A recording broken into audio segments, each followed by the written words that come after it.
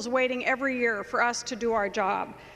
So today I stand here to talk for just a second. In addition to the $30 million tax increase that I wasn't aware of, that Representative Linczewski pointed out, in addition to that, we've had a great discussion here about early education and preschool. My background's in early education and human development. I'm a strong supporter of early education, and we've had some really wonderful points made. But my concern is beyond that. My concern is about the formula itself.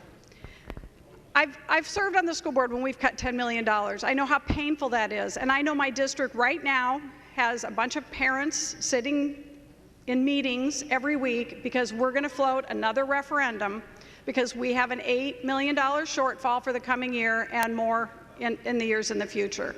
We have got to have more on the formula so that school districts like mine do not have to go to the taxpayers and ask for an increase of their property taxes, which we've been fighting desperately to keep down in this body since I've been here, in order to pay for their schools.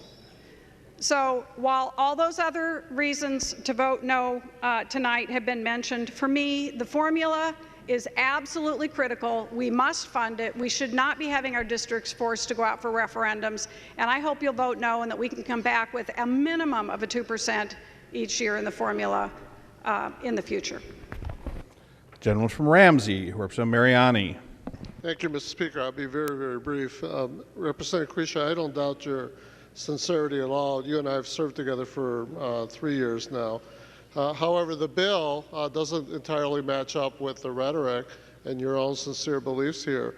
You know, if we really wanted to be targeted, if we wanted to do targeted resources for low-income kids, why did we take the governor up on getting rid of the waiting list on the Head Start program?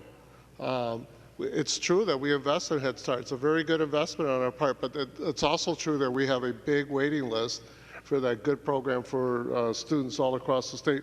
We didn't do that. And on top of that, we're taking money away from poor kids in our compensatory by giving power to districts to choose how to spend it wherever they want to spend it. They don't necessarily need to spend it for poor kids anymore. You know, I mean, we went down that road many, many years ago, which is why we created the mandate that we have now. We talked about this at length in committee, Representative Ansel. You remember that day. So if we're really focused on low-income kids, why did we make that move? And why didn't we take up the other, I mean, there's some good Indian education, but why did we take up funding those BIE schools? You want to talk about low-income kids, poor kids and poverty in this state? You know, you're going to find them in those BIE schools. We're not touching that. We're not doing